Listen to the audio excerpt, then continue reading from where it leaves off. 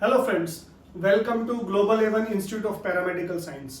आज हम बहुत इंपॉर्टेंट कोर्स के बारे में बात करेंगे जिस कोर्स की डिमांड बहुत ज़्यादा बढ़ती जा रही है और एवर चेंजिंग मेडिकल की वजह से लाइक कॉर्पोरेट हॉस्पिटल्स बहुत आ रहे हैं, गवर्नमेंट खुद इस चीज़ पे बहुत ज़्यादा इन्वेस्ट कर रही है और इतनी फास्ट फॉरवर्ड जिंदगी की वजह से आए दिन हमें ऐसे केसेस, जैसे आपने देखा एक्सीडेंटल केसेस कितने ज़्यादा बढ़ चुके हैं, ट्रॉमा केसेस कितने ज़्यादा बढ़ चुके हैं, फिजिकल असॉल्ट के अलावा trauma cases, daily day to day activities में आप शहरों की स्पेशली भागती दौड़ती जिंदगी के साथ में इतने सारे व्हीकल्स हमारे उसमें हो गए, इतने सारे बढ़िया रोड्स बनने के बावजूद भी ट्रॉमा एक बहुत ही मेजर चीज़ है। इसी तरीके से other medical emergencies like cardiac emergency, heart के emergencies, cerebral vascular accidents emergencies, ये बहुत सारी ऐसी इमरजेंसीज हैं जिनकी नंबर्स हमारे देश के अंदर बहुत ज़्यादा बढ़ते जा रहे हैं और इन कैटेगरी के पेशेंट्स को देखने के लिए एक स्पेशलाइज्ड ब्रांच बन चुकी है, that is called emergency medicine department. और इन डिपार्टमेंट्स में काम करने वाले वर्कफोर्स पैरामेडिकल वर्कफोर्स होते हैं इमरजेंसी मेडिकल टेक्नीशियन। तो आज हम बात करेंगे और दोस्तों आप जानोगे कि किस तरीके से इस इमरजेंसी मेडिकल टेक्नीशियन कोर्स को करने के बाद आप छोटे से लेके बड़े हॉस्पिटल तक, गवर्नमेंट से लेके प्राइवेट हॉस्पिटल्स तक के सारे इंफ्रास्ट्रक्चर में काम कर सकते हैं।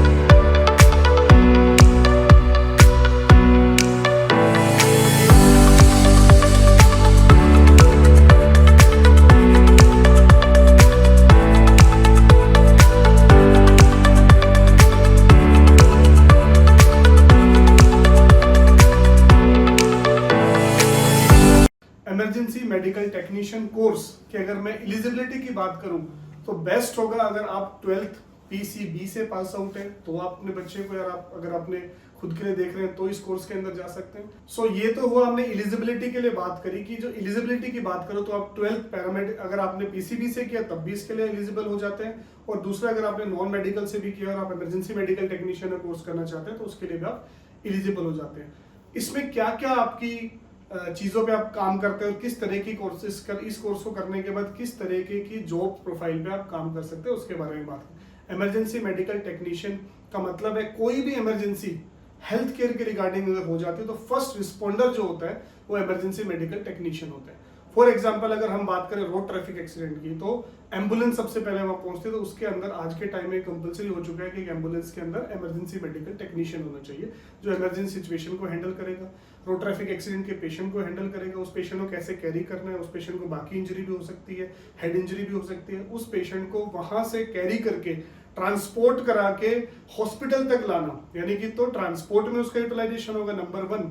इसी तरीके से अगर कोई पेशेंट्स एयरलिफ्ट करना पड़ जाए तब भी इमरजेंसी मेडिकल टेक्नीशियन की रिक्वायरमेंट होगी। अगर पेशेंट को हेल्दी पेशेंट अभी कोई सर्जरीज हुई है फिर उसको घर पे ट्रांसपोर्ट करके जाना है, हमें घर पे शिफ्ट कराना है, तब इमरजेंसी मेडिकल टेक्नीशियन की रिक्वायरमेंट होगी।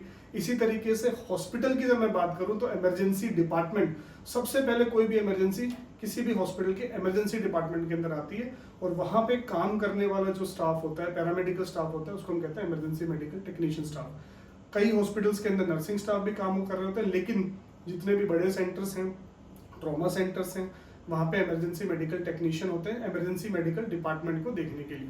सो आप ना केवल पेशेंट को ट्रांसपोर्ट में हेल्प कर रहे हैं बट हॉस्पिटल के मेडिसिन डिपार्टमेंट को भी आप हैंडल करें। इसमें हर प्रकार की इमरजेंसी, ट्रॉमा एक इमरजेंसी जिसके अंदर किसी को एक्सीडेंट हो गया वो हो गया, कार्डियक इमरजेंसी किसी को हार्ट अटैक आ रहा है वो एक कार्डियक इमरजेंसी है, किसी को सेरेब्रल वैस्कुलर एक्सीडेंट हो गया यानी कि उसको ब्रेन स्ट्रोक हो गया वो भी एक इमरजेंसी, पॉइजनिंग एक इमरजेंसीज है, और ऐसे तमाम तरीके की बहुत सारी इमरजेंसी होती है, बर्न एक इमरजेंसी है। तो बहुत तमाम तरीके की इमरजेंसीज होती है जो इमरजेंसी डिपार्टमेंट में आती है, इसलिए आपका बहुत सारी चीज़ों से एक्सपोजर होता है। आप ना केवल पेशेंट की केयर पे आते हैं, उस इमरजेंसी सिचुएशन के अंदर उस इमरजेंसी को हैंडल करने की क्षमता आपके अंदर डेवलप करती है। फॉर एग्जाम्पल छोटी सी चीज़ें, पेशेंट को पोजिशनिंग करना, पेशेंट की अगर कोई पॉइजनिंग का पेशेंट है तो उसके साथ उनके इंट्यूबेशन करना, उसके राइल्स ट्यूब्स लगाना, कैनुला लगाना, पेशेंट को पोजिशनिंग करना, पेशेंट को शिफ्टिंग कराना, पेशेंट की इन्वेस्टिगेशंस कराना, ये सारे के सारे काम एक इमरजेंसी मेडिकल टेक्नीशियन के होते हैं। इसलिए आप समझ सकते हैं कि नर्सिंग और इमरजेंसी के सारे सिचुएशन को अगर हम मिला देते हैं तो ये जॉब प्रोफाइल एक इमरजेंसी मेडिकल टेक्नीशियन का बनता है।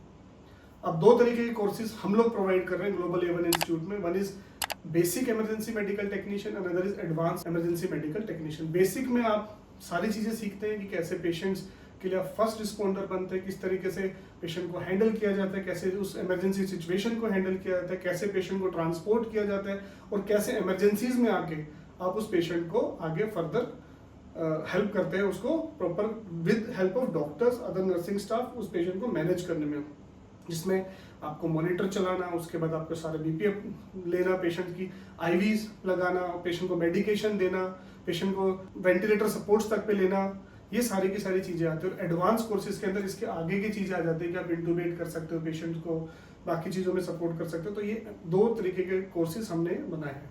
ये कोर्सेज करने के लिए के बाद आप कहाँ कहाँ काम कर सकते हैं? आप छोटे से बड़े हॉस्पिटल्स के अंदर काम कर सकते हैं, गवर्नमेंट से प्राइवेट हॉस्पिटल्स में काम कर सकते हैं, ट्रॉमा डिपार्टमेंट्स के अंदर काम कर सकते हैं। जितने भी कॉर्पोरेट हॉस्पिटल्स हैं उनके अंदर इमरजेंसी मेडिसिन डिपार्टमेंट होता है। इमरजेंसी डिपार्टमेंट सबसे कॉमन डिपार्टमेंट रहता है। कैजुअलिटी डिपार्टमेंट होता है गवर्नमेंट्स के अंदर। इन सारे डिपार्टमेंट्स के अंदर आप काम कर सकते हैं। एक्सपेक्टेड सैलरी क्या आपको मिलने वाली? एक्सपेक्टेड सैलरी एक अच्छे इमरजेंसी मेडिकल टेक्नीशियन के, जिसने अच्छी जगह से कोर्स करने के बाद अपनी अच्छी ट्रेनिंग भी ली। आपको समझना पड़ेगा ये सिर्फ थ्योरी वाले कोर्सेज नहीं होते पैरामेडिकल के जितने भी कोर्सेज, इसमें टेक्निकल ग्राउंड बहुत ज़्यादा आता है।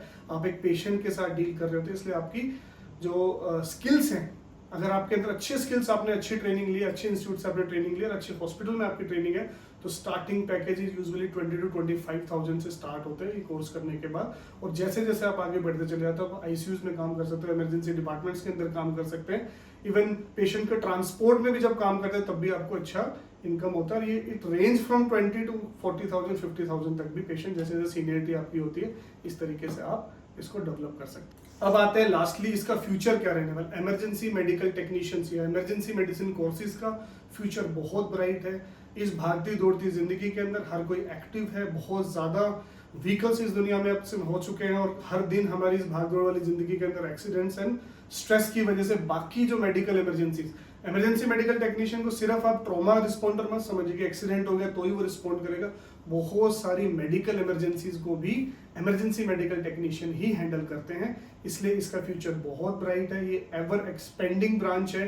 पहले हमारे इसमें जब पीजी कोर्सेज की मैं बात करता हूँ, जैसे हमने एमबीबीएस, मैंने एमएस कर रखा है ऑर्थोपेडिक्स में, तो पहले इमरजेंसी मेडिसिन डिपार्टमेंट नहीं होता था, वो मेडिसिन के साथ भी इंटरनल मेडिसिन के साथ होता था। इस समय इमरजेंसी मेडिसिन डिपार्टमेंट एक अलग डिपार्टमेंट बन चुका है, उसके अलग पीजी स्टूडेंट्स होते हैं। आप समझ सकते हैं तो आने वाले टाइम में डॉक्टर्स इमरजेंसी मेडिसिन के बहुत बढ़ने वाले हैं, इसलिए इन डॉक्टर के साथ काम करने वाले paramedical staff emergency medical technician की बहुत डिमांड होने वाली है। So this is in short about emergency medical technician course. अगर आप पैरामेडिकल कोर्स के अंदर आना चाहते हैं, आप 12th पास आउट कर चुके हैं, कंफ्यूज्ड हैं कि मैं किस कोर्स के अंदर जाऊं, तो डेफिनेटली आप फ्री काउंसलिंग के लिए हमारे नीचे दिए गए नंबर पे कांटेक्ट कर सकते हैं। हमारी वेबसाइट पे जाके हमारे डिफरेंट कोर्सेज को आप सर्च कर सकते हैं, किस तरीके से आप मेडिकल या नॉन मेडिकल के होते हुए पैरामेडिकल कोर्सेज के अंदर जाके अपना ब्राइट फ्यूचर डेवलप कर सकते हैं। पैरामेडिकल डिपार्टमेंट इस देश की हेल्थ केयर सेक्टर की नींव की रीढ़ की हड्डी है, इसलिए ये डिपार्टमेंट्स हमेशा ग्रो करेंगे। ये जितने भी कोर्सेज हैं इनका फ्यूचर बहुत ब्राइट है। Make your future in paramedical science under global level institute of paramedical science. Thank you.